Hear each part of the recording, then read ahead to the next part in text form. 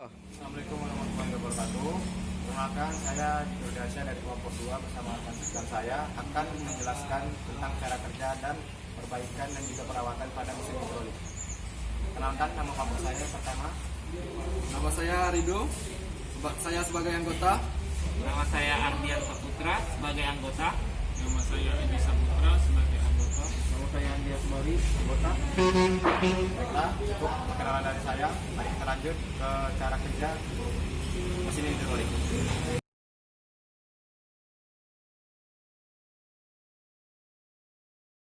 Assalamualaikum warahmatullahi wabarakatuh. Nama saya Andi Asmari. Saya akan menjelaskan prinsip kerja dari mesin hidrolik.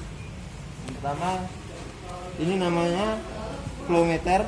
Fungsinya untuk mengukur debit atau vol aliran oli yang masuk, lalu mengalir ke manometer. Fungsinya untuk mengukur tekanan oli, dan kemudian disambungkan ke fitting yang pertama, lalu dialirkan ke control valve 3/2, yang satunya masuk ke dalam aktuator single acting, dan satunya aliran buangan yang masuk ke dalam tangki penampung oli. Kemudian fitting yang kedua dialirkan ke dalam control valve 4/3, di mana port 2-nya dialirkan ke akuator double acting yang atas, dan port 4-nya dialirkan ke akuator double acting bagian bawah. Kemudian port yang bawah ini mengalir ke tangki buangan bagian bawah. Dan kemudian ini fungsinya untuk sirkulasi oli yang mutar, dan settingan ini untuk jika dikencangkan maka tekanan oli yang masuk sini lebih kencang atau lebih maksimal. Apabila dikendorin maka olinya mengalir dan sini tenaganya akan melemah. Dari fitting yang pertama dimasukkan ke control valve 3/2, dan portnya yang pertama masukkan ke dalam akuator acting single, dan buangannya langsung dialirkan ke tangki penampung. Dan ini fungsinya untuk menaik menurunkan hidrolik ini.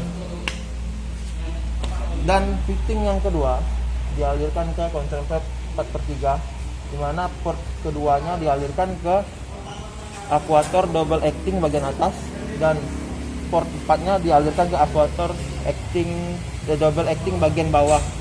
Dan tuas ini fungsinya untuk menurun dan menaikkan hidrolik tersebut. Oke, baiklah, mungkin itu yang dapat saya jelaskan mengenai prinsip kerja mesin hidrolik. Apabila ada kesalahan kata, mohon maaf. Assalamualaikum.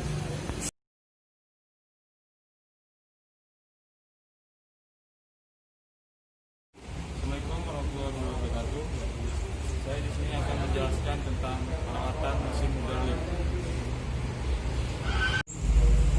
Pertama, dari kabel dan stop kontak.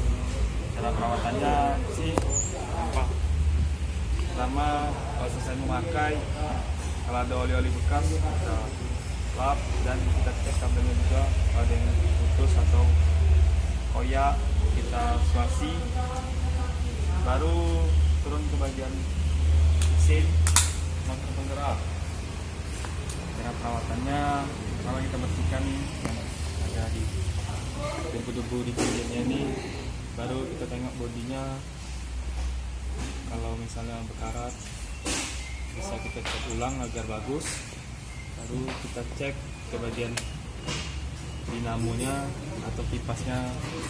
Kalau kotor itu bisa rusak.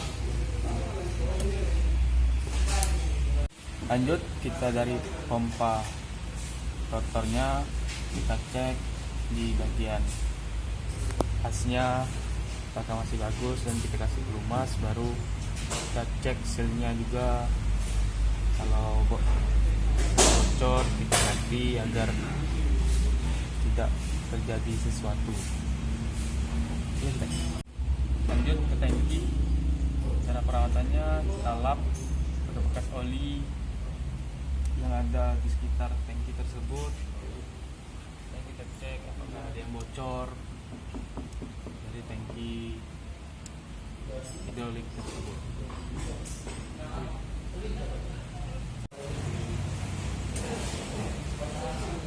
Lanjut ke blower meter. Cara perawatannya kita lap dan kita cek, kita putar apakah ini berfungsi atau tidak. Baru kacanya juga kalau buram kita ganti kalau ada jualnya. Lanjut kalau ini ya sekarat, kita cat ulang agar terlihat bagus.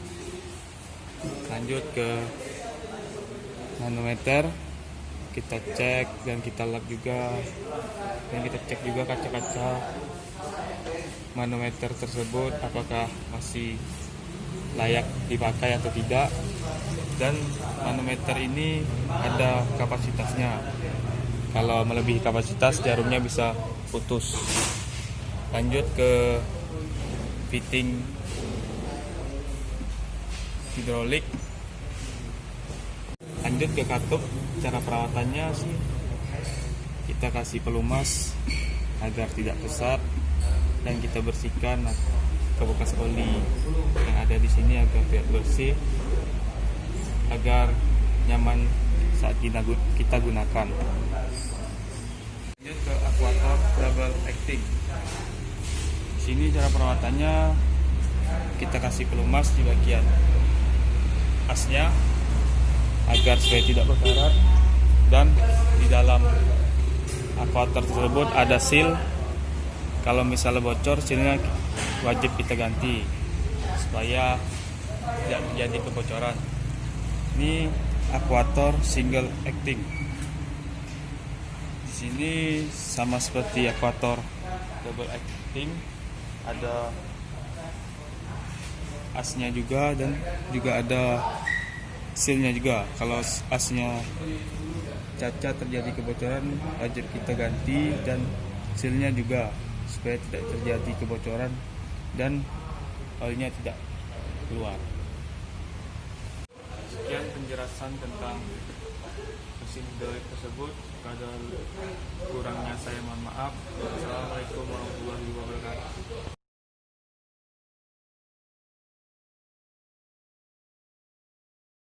Assalamualaikum warahmatullahi wabarakatuh. Saya akan menjelaskan tentang cara perbaikan pada mesin hidrolik ini.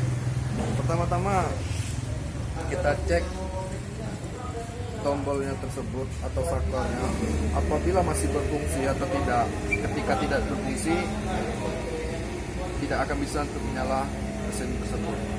Sebaiknya kita ganti yang baru. Kemudian pada motor penggerak tersebut, apabila kumparannya terjadi putus atau mutung, itu harusnya diperbaiki dengan secara lilit ulang untuk bisa berputar secara normal kembali. Kemudian pada motor rotor ini yang perlu kita perhatikan pada ini pompanya ini tadi. Apabila as ini pedalnya tidak stabil, maka dia tidak akan bisa lurus putarannya. Kita akan merusak bearingnya, bearingnya termakan. Sebaiknya kalau termakan seperti itu, terjadi couplingnya tidak sesuai putarannya atau baling, bearingnya akan termakan. Nah itu termakan, jadi itu harus diganti dengan yang baru. Kemudian untuk selang-selangnya ini kita lihat apakah ngencangnya terlalu pas atau kekerasan, atau itu bisa mengakibatkan selang ini retak. Nah, dari retak itulah kita ganti. Oke, untuk selanjutnya ke atas. Untuk flow meter ini, untuk memperbaikinya itu ininya ya, lihat ampernya. Apabila ampernya tidak berfungsi, maka itu harus kita perbaiki di dalamnya. ada yang terjadi kerusakan atau putus pada ampernya. Kemudian untuk selangnya tersebut kita coba cek di sini apakah dia ada istilahnya rembesan atau ada netes-netes oli. Nah, itu cukup diganti yang dengan yang baru. Kemudian dengan manometer, apabila manometer tersebut melebihi kapasitas barnya, itu terjadi akibat putusnya jarum tersebut, itu seharusnya diganti dengan yang baru. Ini dengan fitting ini apabila terjadi kebocoran pada fitting tersebut, nah itu kita bisa terlihat apakah ada rembesan atau tidak. Nah, kalau untuk kerannya sendiri itu lihat buka tutupnya atau normal atau tidak. Ini bisa juga kita cek untuk memperbaikinya kalau ada rembesan atau apa. Nah itu kita bisa, salah satu alternatifnya dikasih lem isolatif gitu yang putih itu, supaya untuk merapatkan kembali untuk secara gitu. Kemudian untuk kontrol valve-nya ini menggunakan kontrol valve 4/3. Nah kita untuk apabila terjadi kerusakan pada valve tersebut, kita bisa mengecek pada pistonnya. Pistonnya ini kadang bisa terjadi cacat. Nah itu tadi cacat itu untuk terjadi merusak sealnya. Nah dari sealnya itu telah timbul kebocoran. Nah dari itulah makanya seal bocor tersebut itu bisa kita ganti, yang diakibatkan oleh piston yang cacat. Kemudian throttle valve 3/2 itu sama saja seperti itu. Kita bisa lihat di sini untuk pedalnya. Apabila pedalnya nyangkut tidak berfungsi, itu seharusnya bisa dikasih untuk alternatifnya pelumas. Nah, ini untuk selang-selangnya harus kita perhatikan.